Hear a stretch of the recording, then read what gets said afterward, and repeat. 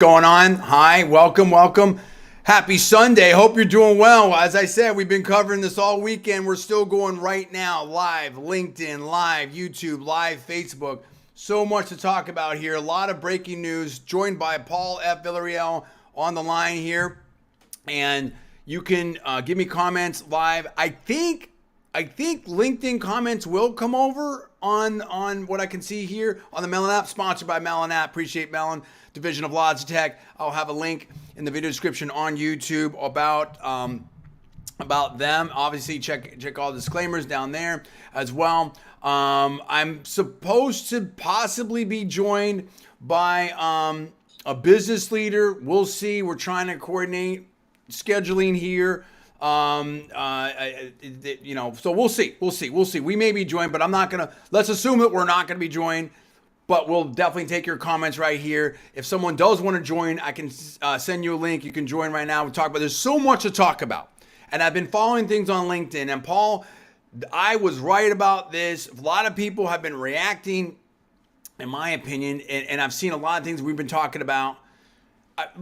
We're part of the conversation. How about this? It wouldn't surprise me if people are watching our stuff and we're part of the conversation. There's a lot of things that I'm seeing that almost, it feels like, in my opinion, potentially as a reaction to what we've been saying. And there's a lot of breaking news. Let me get set. Why don't you break down the latest news right here? We've seen no less than Janet Yellen, U.S. Treasury Secretary, on the Sunday shows had said, I think it was Face the Nation with Margaret Brennan, CBS has said no bailout. But there's a lot of talk about this new word now, backstop. Talk to me. What's going on, Paul? Yeah. So Janet Yellen, again, like she was on one of the shows. It might have been, I'm not sure which one. But anyway, she said exactly what you said, no bailout. But what does that actually mean? Just because you say there's not going to be a bailout doesn't mean that you're actually give some of the money back or do a backstop, what they're saying, which is maybe the depositors are given a certain amount of their money back or made whole. So honestly, some of this seems to just be terminology. I think there's concern politically with using the term bailout after what happened in 2008. So that's what Janet Yellen said. We're still waiting to see where that's going to end up. There's also a discussion about I know Nancy Mace, the GOP representative from South Carolina, she said she does not support a bailout. Nikki Haley, who's running for president, she does not support a bailout. Oh, Nikki Haley! The Speaker of the House, he said on Maria Bartiromo's show this morning, he hopes that somebody comes in and acquires Silicon Valley Bank, I believe he said, so that the government doesn't have to do a bailout. So that's just kind of some of what's floating around, as well as talk of maybe, there could be bids, there could be people or entities coming in to try to acquire it. A lot of stuff's happening here. I'm gonna read comments from LinkedIn from some people out there in my network that are saying some things, including some VCs. We're gonna have the great Mark Fedden from no less than Sequoia. I'm gonna try to talk about some of his comments. I responded to him today as well. I mean, listen, like I like to say, I'm nobody. I just know a lot of people, and I'll know a lot of things. And I'm seeing people that are starting to see that now. There's a lot of people reacting to what I'm saying. I'm telling you right now, in my opinion, and Paul, you can back this up. I'm going to share a screen right here because I'm going to hit something that nobody else has hit that I've seen. This is what I'm the super genius. I don't want to do a promo here, but I'm telling you right now, in my opinion, it wouldn't surprise me. I'm going to couch it that way. I can't tell you how many people potentially can watch my stuff, or how many people I've talked to in policy circles. Like, I'm telling you right now, there's a lot of people out there that I'm connected to, in my opinion. But I'm going to hit something right here that nobody else has hit. That's all I'll say about that. I didn't lay that out the way I wanted to, but it doesn't matter. It's not about me. It's about Silicon Valley Bank. I'm going to hit something. All I'm trying to express to you is this, that we're trying to give you the best information that we can, the best opinions that we can. We're trying to do it as raw as we can, because this is a huge issue. And we're trying to say things that maybe other people aren't going to say. It's not like that's our goal, but rather that this is not corporatized here. This is not, all that. We're trying to give I was there in Silicon Valley. I know some of the biggest people. I mean, I'm trying to give you great information here, and this is a very key point. Vivek Ramaswamy has also hit this point. Now, let me start with Vivek, actually, because I think that frames it best. Let me see here. Give me a second. I'm going to share my screen so we can all kind of participate on this together, because I think this is, yes. Did I have this up here? Give me a second. Paul, why don't you go ahead and give some more comments? Let me line up some of the screen shares here, because I want this to stand on its own, and it's very important here to talk about. And I'm not saying that I subscribe to this, agree with this, or anything. I'm not condoning this. I'm not, but I think that Vivek is very smart, very accomplished. He's running for president on the Republican side. He's been on TV today, and he's saying something. This is the hot take. Well, we had a hot take. I had a hot take show last night. This is a hot take, and I want it to stand on its own. And let's show that here in a second. Paul, go ahead. Yeah, look, from being on, just looking at things on different social media, looking at Twitter, looking on different places, I can see that there's a lot of resistance to the concept of any type of a bailout, or whatever you want to call it. I'm seeing that certainly really on both sides. I know that Senator Bob Menendez said on one of the Sunday shows today, he doesn't want to do a bailout. Mm-hmm. So, but I'm seeing kind of like average Joes on different social media saying that they do not support a bailout. And I know that we've mentioned before, like, where's the bailout for East Palestine? And we've also talked kind of off air about, look, well, what if this bank was in a different place and a different function? Would it be bailed out? And so there are people kind of, I guess you would almost call it like a populist type of concept of like, well, you know, do we really want to do this, and who's getting served by this? Let me show Vivek so I'm just kind of seeing that. Not to interrupt. Let me show Vivek Singh right here. Then I'm gonna hit. It's a 7-minute mark. Let's say about the 10-minute mark, just to bookmark it. I'm gonna show you something that I don't think anyone else has talked about in this. Okay, so you've got to give me time to set this up. I promise I'm gonna move as fast as I can. But there's a lot to discuss here, because there's a lot of breaking news, and we're going to find out either today or tomorrow. In my opinion, it wouldn't surprise me if a lot of stuff happens on this. So let me show you this. Here's what Vivek said, because I think this sets it up, and then we're going to go from there, okay? So here we go. And this is a tweet here by Vivek. I don't like the way that's set up, the picture-in-picture, but it's okay. Basically, quote, there's something very ugly happening right now. VCs and startup execs who stand to lose their deposit at SVB are going, quote unquote, out of their way to push a narrative that there'll be a bank run on Monday if SVB depositors aren't bailed out by the government.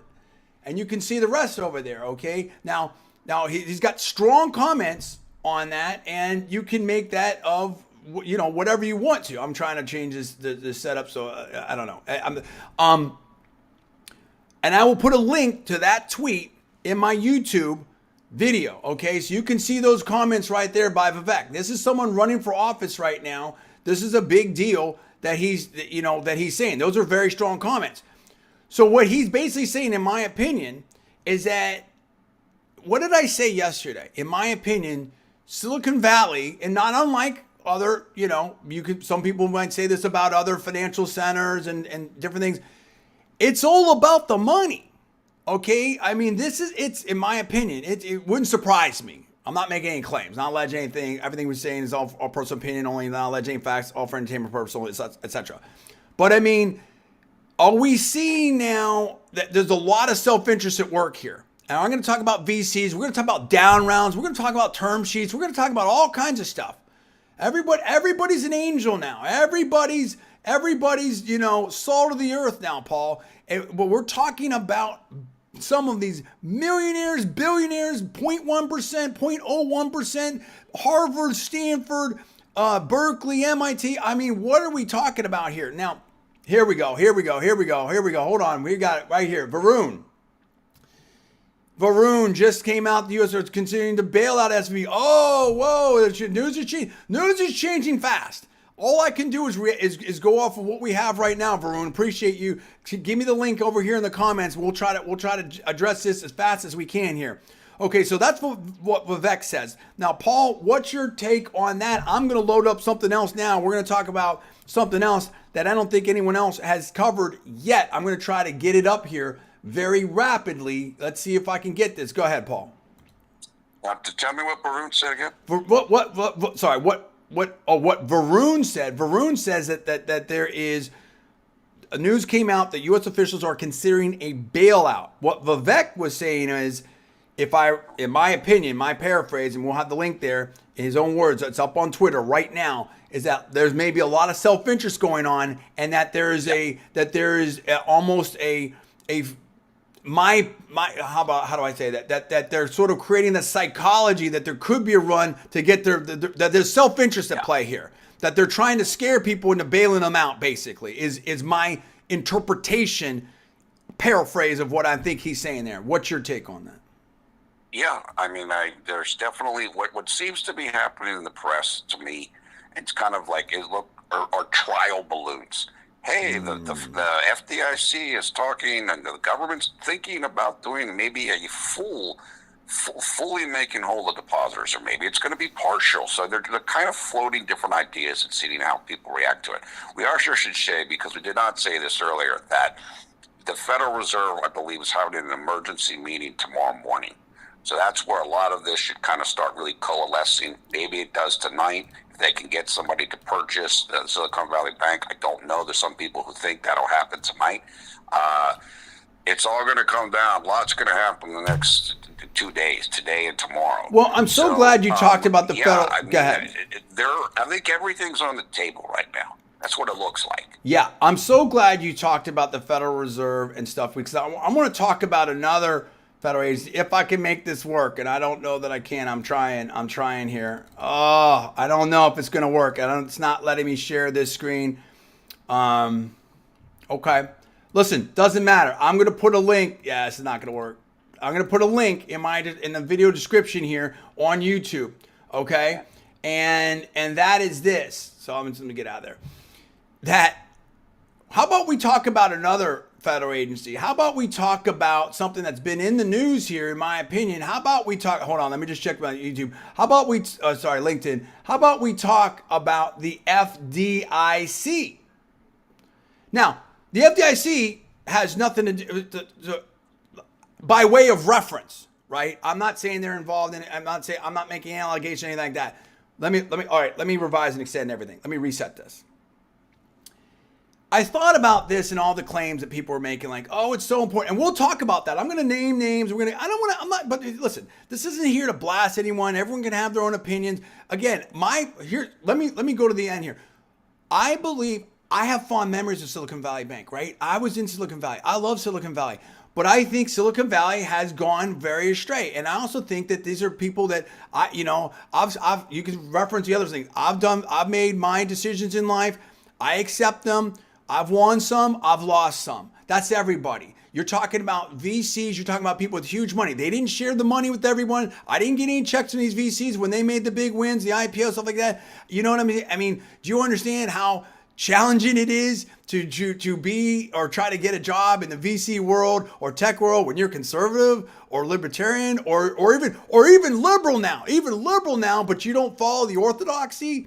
I mean, so there's a lot of that, but that's not, I don't want to focus on the politics. All I'm saying is two things. One is we have to get politics out of tech and VC and all that. We just have to in business, in my opinion. Number one, a lot of people are saying that. Bernie Mancos is saying that, former founder. A lot of other people are saying that. Although about the woke stuff, Vivek has said that. A lot of other people are saying that too. That's number one. Number two is you win, you lose, you lose. You can't you can't have a situation where some class, the tech people, the Silicon Valley people can't lose.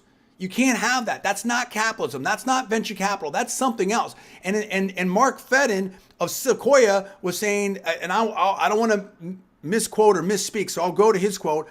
I don't think they had their money in SVB. I could be wrong. I'll reference that. So not everyone's affected by this. Some people did their diligence. Some people were not affected by this.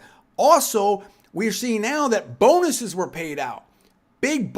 Significant bonuses were paid out before the bank shut down. So there's different things going on here. But I want to say this, and no one else has hit this, that I've seen. Okay? If you go, so some people are like, hey, this is this is big thing. Whoa, actually, before I go to that, I apologize. Because I have to set this up right, just from a talk show host. I'm gonna say this: Bloomberg headline, right? Everyone's talking about contagion now. March 12th. This is by William Horobin and Alexander Rabhandari. March 12th, recently here. Quote: France isn't concerned by contagion risk from SVB collapse. Another headline, quote, Yahoo News, Jennifer Schoenberger. SVB failure, quote, doesn't threaten safety and, quote unquote, safety and soundness of banking system, analysts. Another headline, Bloomberg. This is Kitty Donaldson, March 12th. Quote, no risk of UK contagion from SVB collapse, Sunak says, okay? And I've seen other stuff, Paul, yesterday where a lot of people were saying that this actually could help the banking system. I think Kramer was on CNBC saying maybe this helps inflation. So there's a lot of people that are saying that, and I think Amyiskline was maybe I hope I don't get it wrong, Amy.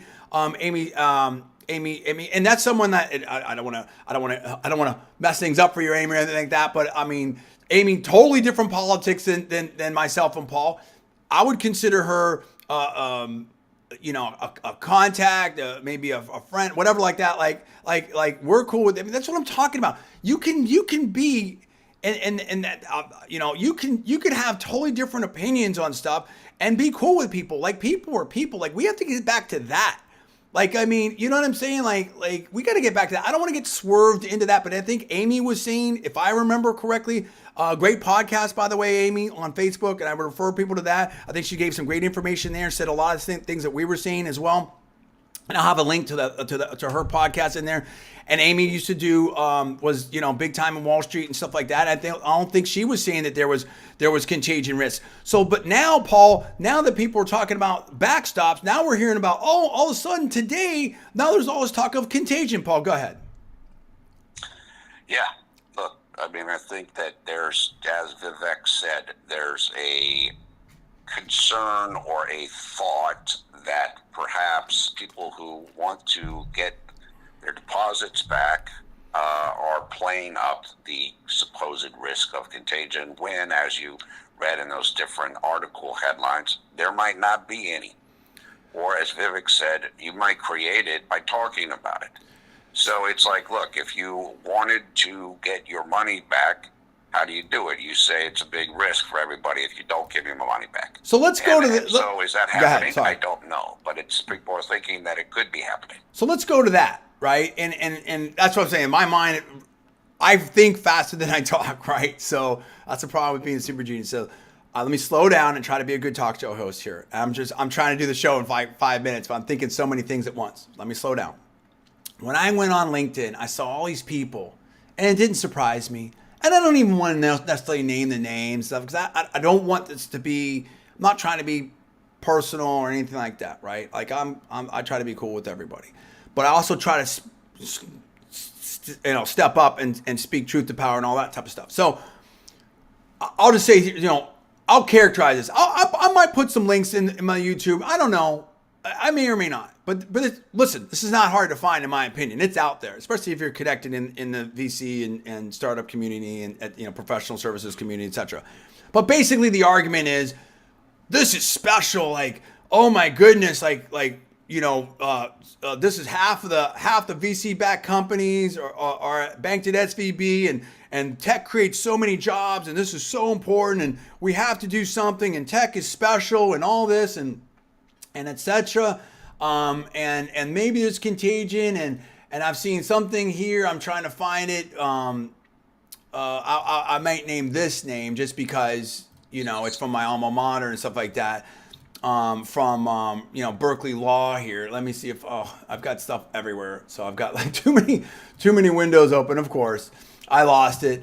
And it was basically like, I don't want to mischaracterize it because I don't have it up. But basically, the argument is, in my opinion, is something to the effect of, hey, these are regular. Both things can be true. That maybe they made mistakes, and in the future we need to fix this. But in the future, we need to change regulations. We need to do all this type of stuff. And this is basically like, these are salt of the earth people, and it's employees of like. Listen, have you seen the postings from some of these people that just got jobs before, a year ago for Twitter and the TikToks and how they're taking breaks and they had the food courts and they had all this type of stuff. I mean, again, the idea is being put out there that these are just normal people and they need help. There's a reason. There's another article out there, and part of the problem, Paul and I, we do so much research, and I've got like 20 windows open, okay? That the reason why so many of these deposits aren't covered or quote unquote uninsured is because they're huge.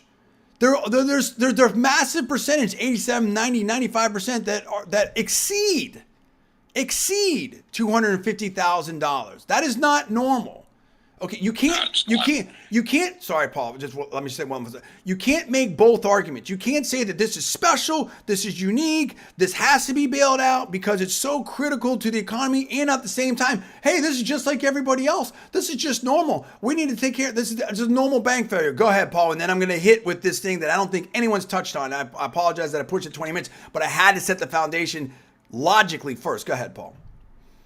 No, I just reinforced what you said. That it is not typical to have so many large deposits in 250,000 plus. And for the average Joe, you don't have that much money. I have it right here. So it's like for most people, for the average person in an average town, I'm in the middle of Pennsylvania, they'd be covered if it was $250,000 insured. The people of East Palestine, they'd be covered if they were $250,000 insured.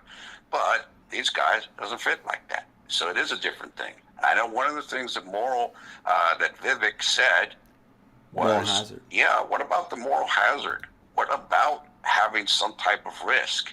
I mean, is there no risk? I mean, it's like, look, you gotta, that's part of this. We both know this. The VC game is usually, you're lucky if you get 1 out of 10. Oh, yeah. I mean, it's a tough game. Tough. And, look, we wish the best for everybody. Of course. But it's like, how many things have failed or people have struggled and they didn't get anything? Well, you're going to talk about that. I'm going to talk about this. I'm going to show this on stream right now. And I'm going to show this. And listen, this is my alma mater. Full respect to Adam Sterling, assistant dean out there. I have deep, great feelings and go Bears, love it and everything like that.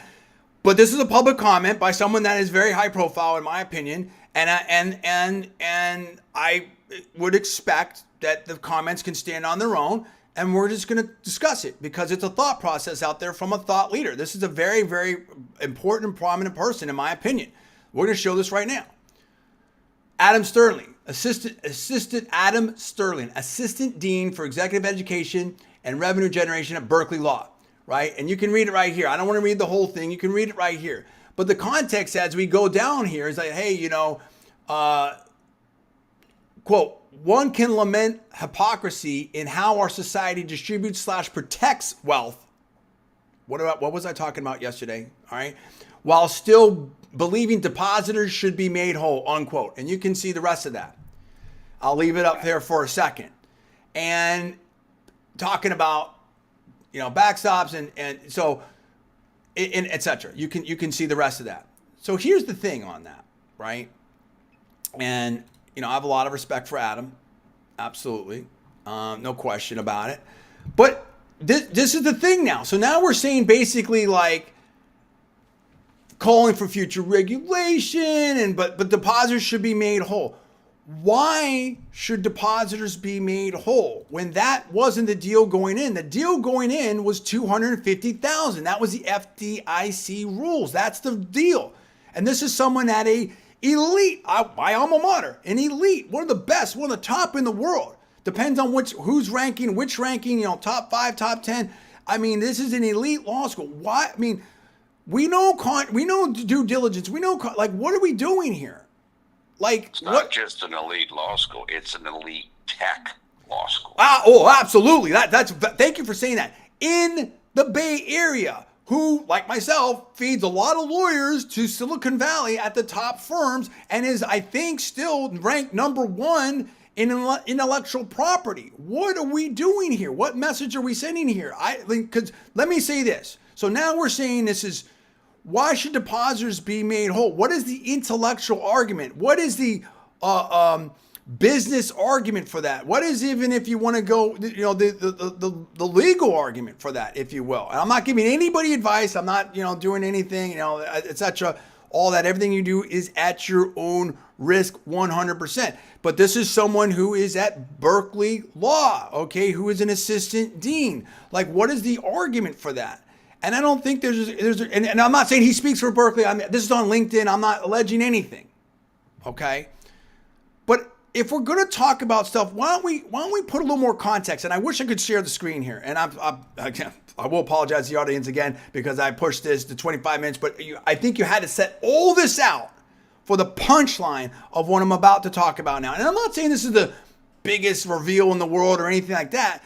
But I do think it provides context, because I talked to Paul right before we're going on. I'm like, it just doesn't sit right with me. First of all, we're also going to talk about how VCs operate and down rounds and term sheets and all. I will get into all of that, because now all of a sudden, like, the VCs are like, oh my goodness. And listen, a lot of these I highly respect them. They're friends of mine. I'll talk about Mark Finn Sequoia. We're going to talk about all this. This is going to be about an hour, well, maybe a little bit less, because I don't want to keep Paul on the line, but or I can go for myself. But there's a lot to talk about here, right? I mean, how many times have you been hit from a VC with a down round?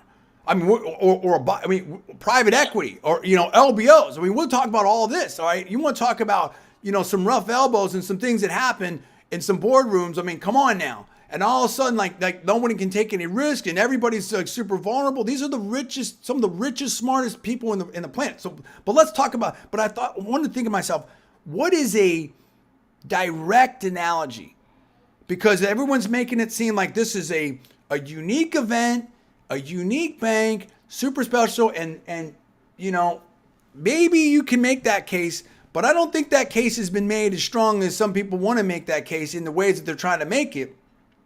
I don't want to say that, but I'm like thinking, okay, let's talk about this. If you go to the FDIC website, FDIC.gov, I'm on it right now, and you Google bank failure list, it's very interesting.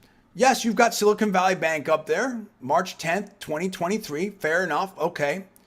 But would it surprise you that there's other names on that list? Other names that maybe you never heard of? Would that surprise you? Because I'm on that website right now, and I wish I could share it. It's just I'm not able to share it on the screen, unfortunately. But I absolutely will link to it. Would that surprise you? Would it surprise you that there was another name on that list? How about 2? How about 3? Let's go through them. Alameda State Bank failed October 23, 2020 in Kansas, in Alameda, Kansas. How about First City Bank of Florida from Fort Walton Beach, Florida, failed October 16, 2020. How about First State Bank in Barboursville, West Virginia, failed April 3rd, 2020. How about Erickson State Bank, Erickson, Nebraska, failed February 14th, 2020. How about City National Bank of New Jersey, failed November 1st, 2019. How about Resolute Bank of Maumee, Ohio, failed October 25th, 2019. How about Louisa Community Bank from Louisa, Kentucky, failed October 25th, 2019. How about Enloe State Bank, Cooper, Texas, failed May 31st, 2019. There's more. Washington Federal, Farmers and Merchants State Bank of Argona, Kansas, Illinois, Fayette County Bank, St. Elmo, Illinois. Paul, since 2017, we've had 1, 2, 3, 4, 5, 6, 7, 8, 9, 10, 11 other banks that have failed that maybe since 2017 that maybe nobody's heard about, and a lot actually in 2020 that maybe nobody's heard about. Let me revise and extend that haven't made the same level, the same worldwide news. Were they bailed out? Were their depositors made whole? Did they get a 1-for-1 bailout?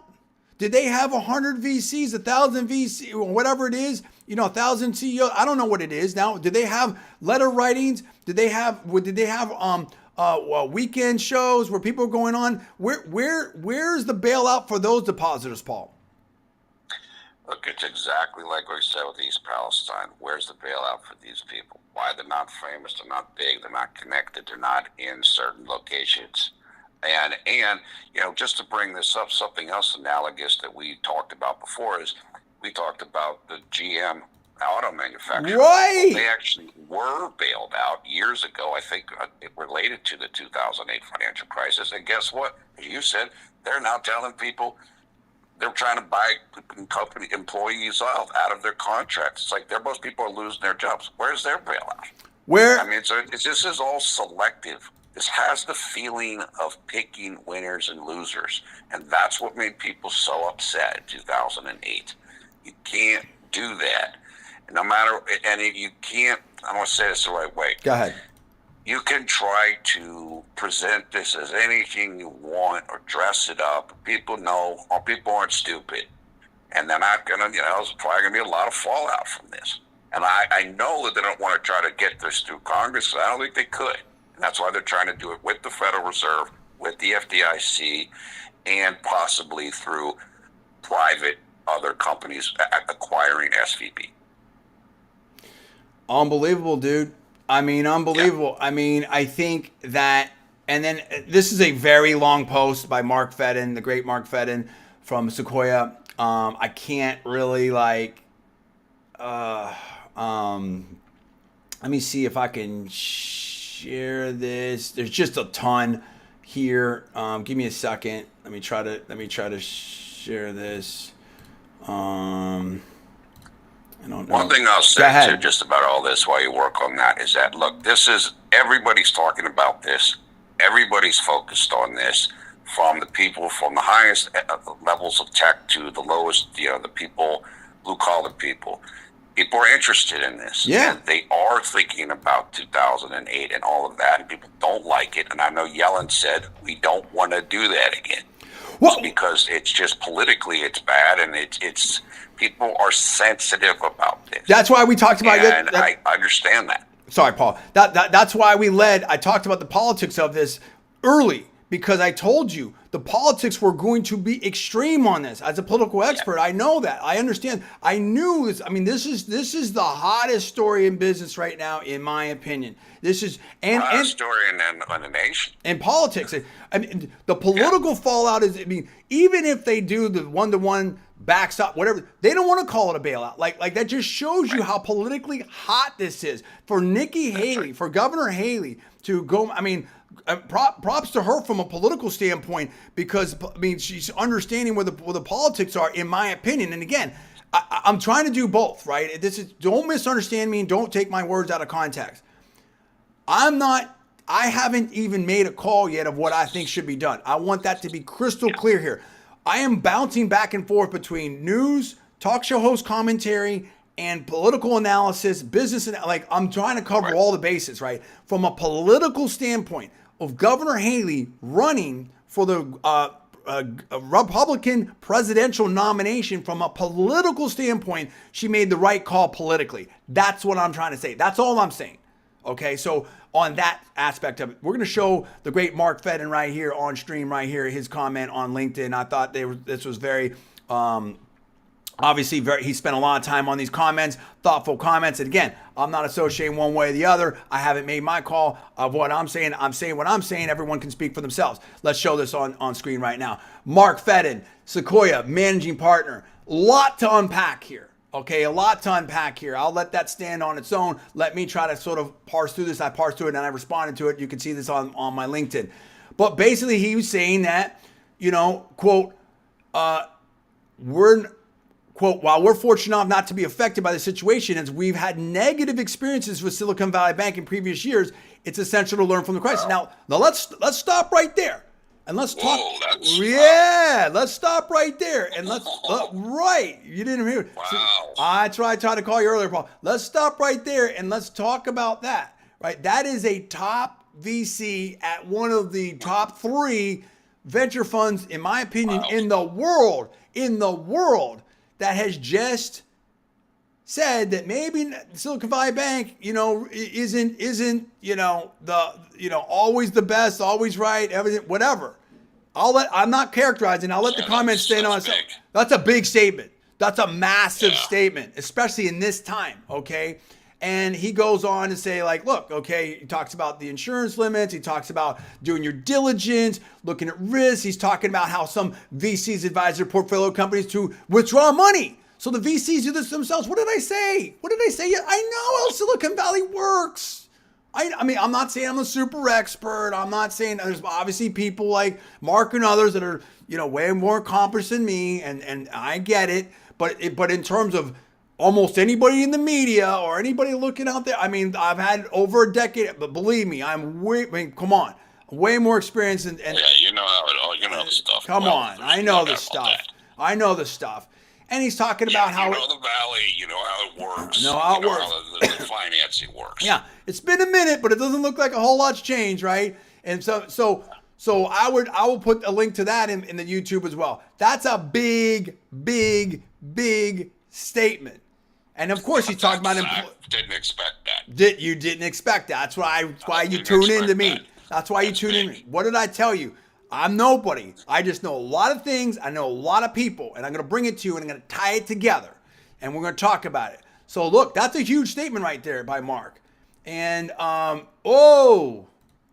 wait a minute. Varun, SVB website just went offline. I don't know what's going on. I can't monitor everything real. I don't know if that's true or not true. If somebody bought it, they're going to resell it. I don't know. I don't know what's happening. I don't know what's going on. This is real time. Yeah. This is happening live. We cannot confirm that. I haven't looked myself. Paul, why don't you try to, if you can, I'll try to here in a sec. Why don't you talk about something else? Let me go look.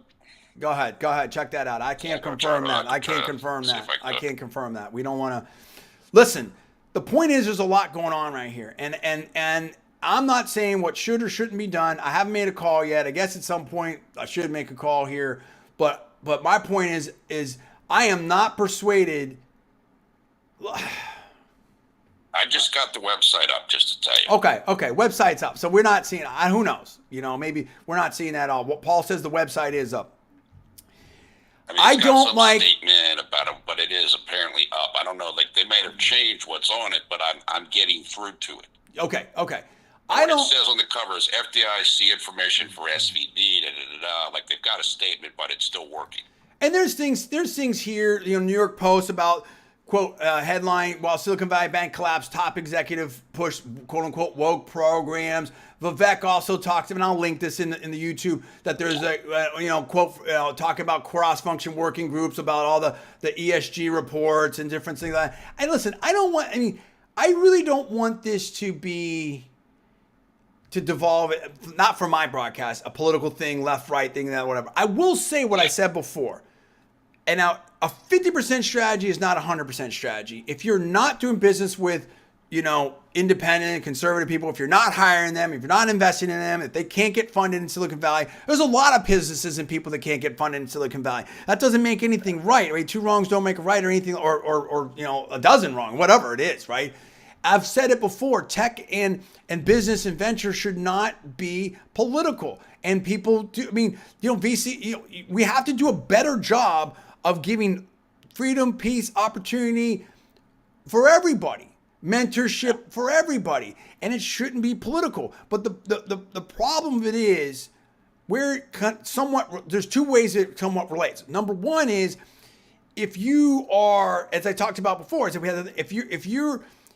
there's studies out there where ESG investing performs worse than normal investing. So if you're doing things that are increasing your risk, or not business smart, or you're not focused on your business, I think Bernie Makus was maybe saying that from Home Depot, then it shouldn't be surprised if that's problematic down the line. And then you need to own that. If you made that decision, you need to own that.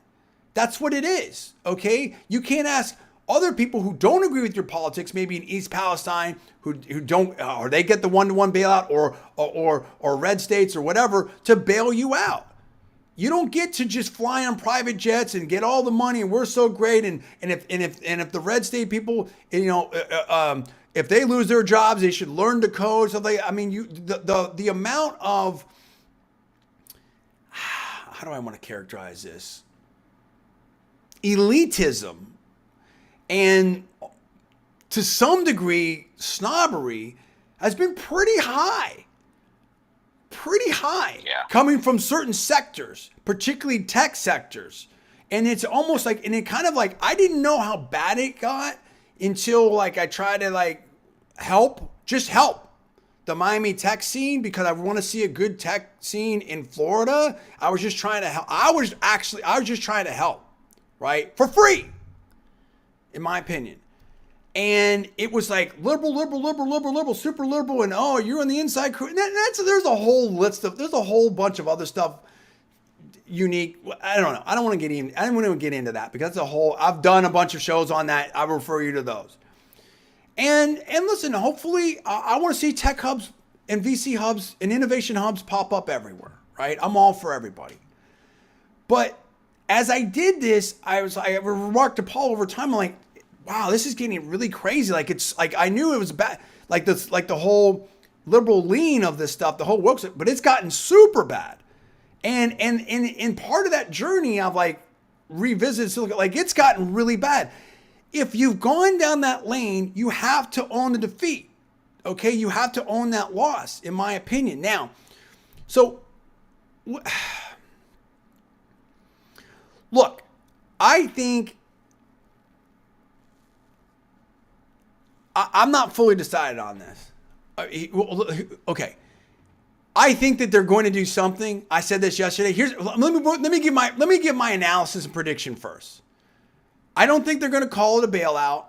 I think they're going to do a lot to try to help depositors. That's just what I think. But I think the political cost is going to be pretty high. Someone said, I don't know out there, that if they do a bailout, that Donald Trump's going to be president in 2024. I'm not prepared to make that political call, but I am prepared to say that this is going to really fuel,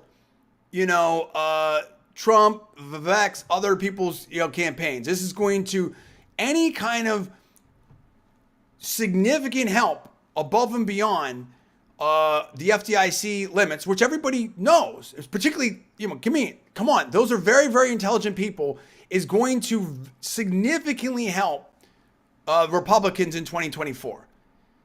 And I don't want to be political about it, but this has gotten political, and I knew it was going to get political, which is why I did that.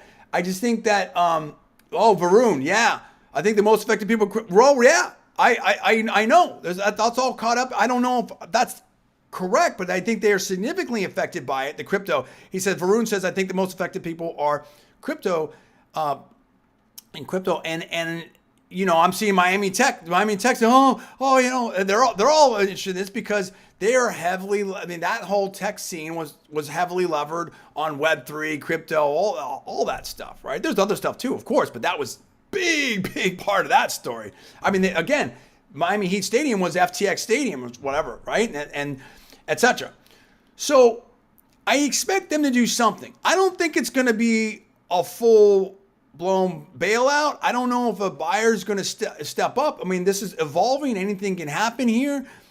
But what I do think is that, and Senator Warner says that the shareholders are going to lose. So there's going to be pain.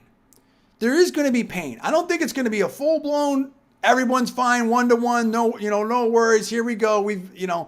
But I also don't think that it's going to be, hey, you're just going to get your 250, your FDIC limits, everyone else can pound sand. I don't see that. I think it's going to be somewhere in between. Where that ends up, I'm not 100% sure. I think it's going to be a little more past the midpoint, if you will. That's my just sense of it. But I think the political cost is going to be high, and it could be backed off, as we saw with the administration's loan, student loan bailout proposals. That there was big numbers being talked about, and then it got scaled back, right? Paul, what's your sense of it? What's your prediction if you're prepared to make a prediction call? Yeah, I think that's exactly right what you said, which is, equity partners, they're going to not get anything. They're going to lose everything basically. But the depositors, I think they will get a significant amount of their money back, even over the $250,000 FDIC insurance. My guess is, somewhere between maybe, 50 to 75%, something like that. That's just a guess. And look, this is going to have some, so this is going to have a lot of implications, okay? I think this is going to definitely affect VC market. It's definitely going to affect startups. Obviously, it's going to affect people personally and jobs. There's payrolls, all kinds of stuff. I don't want to see pain out there for anyone. But I think that this is all comes back to the fundamentals, which is SVB was heavily levered in a very high risk area, VCs, startups and stuff like that. They went heavy in these investments in the long-term bonds, right? And there's different ways. There's a lot of people that are, smarter than me in these financial, specifics of these things that, I'm a super genius. Don't know. I know a lot. I don't know everything. Nobody knows everything, right?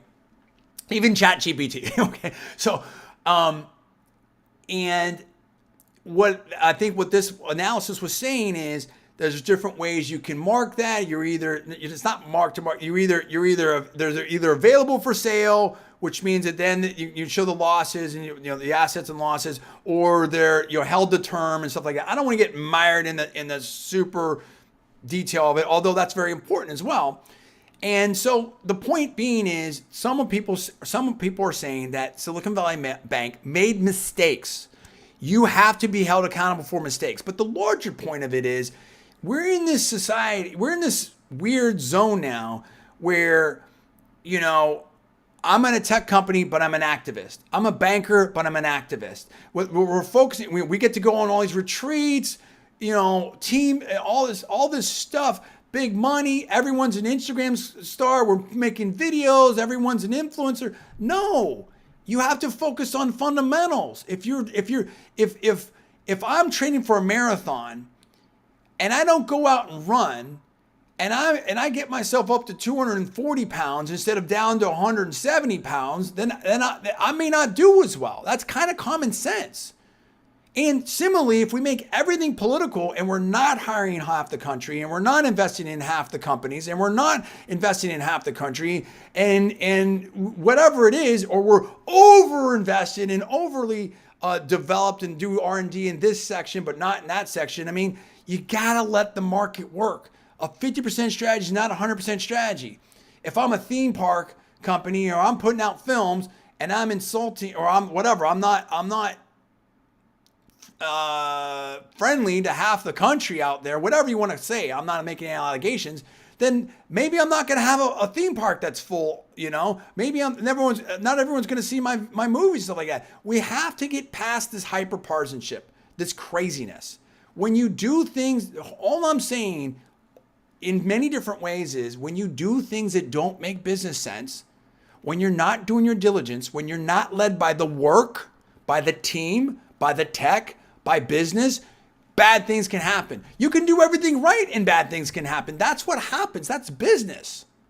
That's business. Here, I live in Florida. There were, we had people that we get impacted by hurricanes. You could do everything right. You can lose your business and you did nothing wrong. Like things can happen. Other people, other places you have different natural, different things happen, earthquakes, fires, whatever. That's life. And let's get to these same VCs. These, oh my goodness, we need protection. How many of these VCs, how many of these funds that wrote this letter, how many of them have participated in a down round? I want to know that. Because I know where, what's what and all that type of stuff. Like how many have done that? Well, here's what a down round is.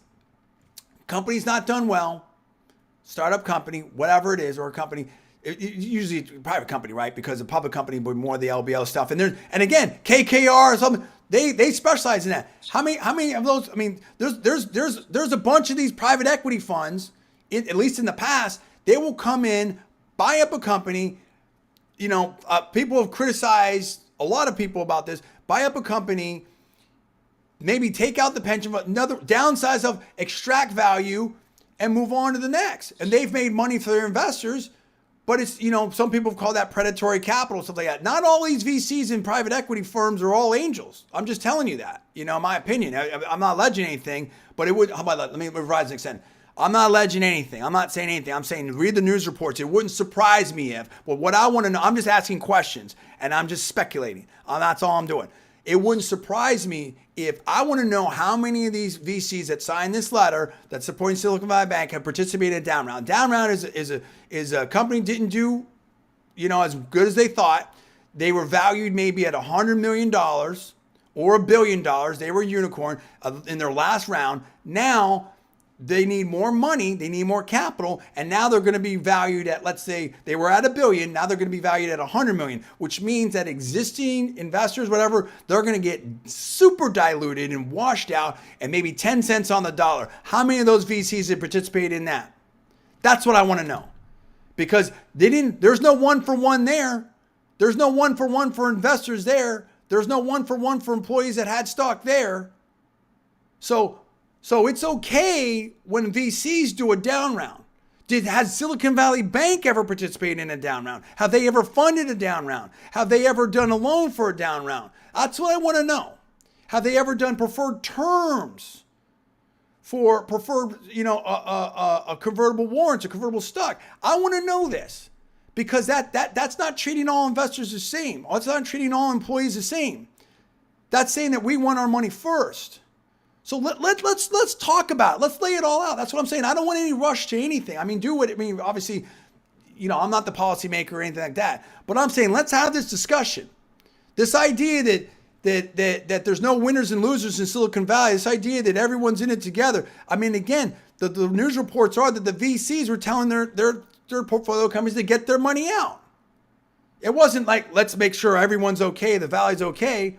Let's be real about this. If you're a venture capitalist, I was a venture capitalist. It was in a venture fund. In my opinion, if you're a venture capitalist, there's only a couple ways you make money. You find the best deals, you get in as cheap as possible, and you try to add as much value. That's pretty much it. We can get into what. So, how many VCs have put across a term sheet that was highly dilutive to founders because we need to do an employee stock fund or whatever, and or they put in, ratchets, and there's all kinds of different things. I've gone over those term sheets. Like, dude, come on. So let's be real about this. And I'm not against, I haven't even made my call. I think I'll make a call because it's Sunday and things are going to happen. I don't know. My sense of it is this. I have a soft spot in my heart for Silicon Valley and Silicon Valley Bank. I do. So that's my bias.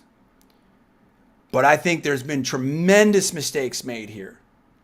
And I think that it's very, very unfair to people and that are not nearly as, I guess I'll say privileged, right? I don't know I hate to use that. Are not in the same position. They didn't go to these great schools. They have no chance at venture capital. They don't have over $250,000. A lot of Americans don't have $2,500 in the bank, let alone $25,000, $250,000.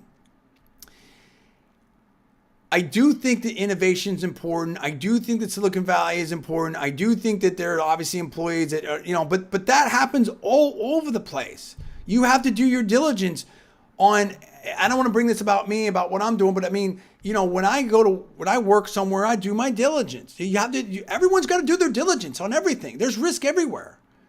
So, I want serious data in there. I can't make a full call yet, but I will say that I don't want to see a full one-for-one bailout. No way. I don't think that's appropriate. I think that's absolutely wrong in this situation. Am I amenable to, do I want to see the bank bought? That's fine. Anyone can buy anything. That's fine. If someone like Elon or someone else comes in and buys it, anyone can go and buy a bank. They do what they want to do. But you may not, all the people calling for that, if Elon comes in and buys it, it may look very different like Twitter than it has before. So that'd be interesting to see how many people are super supportive of that. I may be open to more being done if the case can be made of how this is really going to, reduce harm to technology, innovation, whatever like that. But things have to, all I'm saying is this. I don't think there's any, I'm not ready to make a full call yet. The point is that A super strong case has to be made as to why we should do anything more than what the FDIC limits that have been there, that are known. Why should we do that? What about the other 11 banks that have failed since 2017 that are on the FDIC failed bank list right now? What about those banks? What about those depositors? What about those shareholders? I mean, let's name them again. Alameda State Bank, First City Bank of Florida, First State Bank, Erickson State Bank, First City Bank of New Jersey, Resolute Bank, Louisa Community Bank, the Enloe State Bank, Washington Federal Bank for Savings, Farmers and Merchant State Bank of Argonia, Fayette County Bank, Illinois, Kansas, Texas, Ohio, New Jersey. What about those banks since 2017? Who's doing something for them? I mean, there has to be a sense of fairness in this society. There has to be a sense of a free market. If it's capitalism on the way up, socialism on the way down, that's not fair. The people that, are all fact-based and stuff like that, deal with the facts. I mean, you have to own it. But I don't, like I said, my approach is not political. We have to get beyond politics. And we have to get to a situation where we're all working together with common sense. 2023, I didn't know how right I was, Paul, and we'll wind down on this for now, but there's so much more to say. We can't solve it all now, right? And I look forward to everyone's comments, and I look forward to seeing people, weigh in on this. I didn't know how prescient I was going to be when I said 2023 was the year reality was going to hit, because I think it's hit big time. I think this is reality. And I think that there's going to be, here's my call on it. Here's my prediction. Regardless of what happens, there's going to be massive changes coming in Silicon Valley, venture capital, startup community, everything like that, But as I said, with the moral hazard, if there is a one-for-one bailout, then how much of the lesson is learned? Paul, go ahead, your comments. Yeah, look, we said, coming back to risk and everything like this, and I don't have to spend a lot of time talking about this, but as we all know, what happened to everybody with COVID? What happened to the people who lost restaurants? What happened to the people who lost family businesses? They get bailed out. So it's like, stuff does happen, and that's part of it. I remember seeing things about people from New York, New York City, restaurateurs. They had restaurants in the family for 3 generations. 3 generations. It was $10 million. Here in Florida, hospitality, people were crushed. I remember seeing, I don't want to name names, family businesses. They couldn't, and then afterwards they couldn't find people to hire. They have robot waiters, different things like, or servers, different things like that. Like there's real things going on here. We have to come together. We've got to take politics out of business. We have to do things that make sense. And if you win, you win, and we celebrate you. We celebrate you. I'm the biggest champion of Silicon Valley. We celebrate you. But if you lose, you lose. And you have to take your L, and you have to learn from it. That's part. I think even the great John Doerr said that, or something like that, or one of that they don't invest. I may be misquoting. It's a big saying, some big venture capitalists, that they don't even like to invest in people until they failed one time. Because you learn from these losses. That's part of the game. Serial entrepreneur, I'm a lifelong entrepreneur. You have to learn from your losses. And you cannot learn unless you take the loss. And so that doesn't mean I don't wish bad things on anyone. I wish great things for everybody. But it's so unfair to say that the richest, the most successful, the most educated people can never lose. And the people that you want to talk about, equality, equity, whatever you want to talk about, you've got people that have never won, that are losing everything. And where's their bailout? You can't bail out everybody. And so if you're asking the American taxpayer to step up, you have to have a very good reason for that and how it benefits them. And you cannot have a system where some people can't lose and some people can't win. That's not right. That's not right. And you and I all know that. So it's going to be a very interesting 24 hours, Paul. We're going to see how it plays out. I don't know. I wanted to make a call, but I'm not prepared to make a call yet, because I think I think I know where I'm at, but I'm not fully let's see what gets put on the table in here. My gut tells me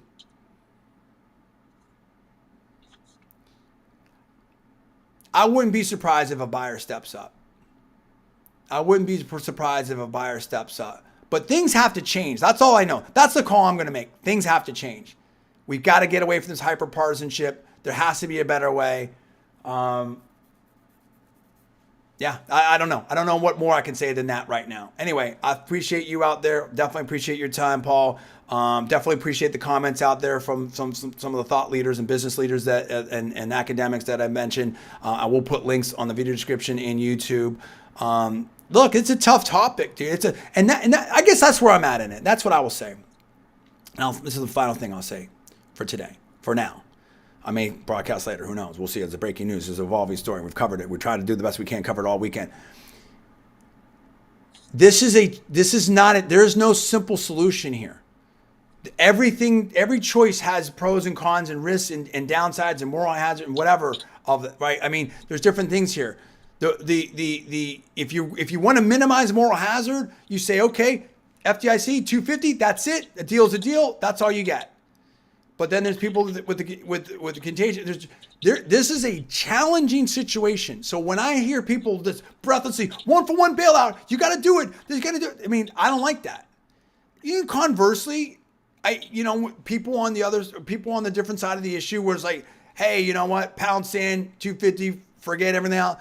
Look, do we want to eviscerate our VC and tech industry? But it can't continue the way that it continues. And we don't like the picking winners losers. People harken back to 2008. And I think that is very apropos, very, very relevant because, we all know what happened there, right? And if you don't, please, reference that. So, I mean, I had family that worked at Lehman. Okay. And a lot of other people did too. And that doesn't mean, but I'm saying that this is real consequences. There's real consequences on all these things. There's real consequences to the 11 banks. There's people with jobs and families with the 11 banks that failed that I said on the FDIC list. So what I'm saying is this takes time and real analysis. Now, maybe there's some emergency stuff that needs to be done, but I do think, Paul, this is the call that I'll make. I do think this needs to be discussed and we need to have hearings in Congress. I think that we need to have leaders get together. I think we need to have the administration. I think we have to have, and thought leaders, we have to have a full analysis and discussion of this. Do what you need to do timely to try to minimize the damage. Okay, that's fine. But we need to have discussion on, but within reason too, we have to have discussion on this. I don't like the people that are calling for one extreme or the other because I think this is a very difficult and challenging issue. And I think that's the reality of it. Your quick reaction, we'll wrap up on that. Yeah, I agree. Let's talk about it. Let's go over it. Let's look at it realistically. And things do need to change, and I'm sure they will. So it's good. That's it. There's no simple solution. This is a very difficult situation. So, but at the same, that's it. We've said it all. I don't want to repeat myself. So anyway, I thank you for your time. And, my mind works in interesting ways. I probably maybe did good on the analysis, did well on the analysis and the thought process. Maybe wasn't the best talk show host today. But, sometimes, again, same thing. Sometimes you balance it. It's never perfect. But there's so much information.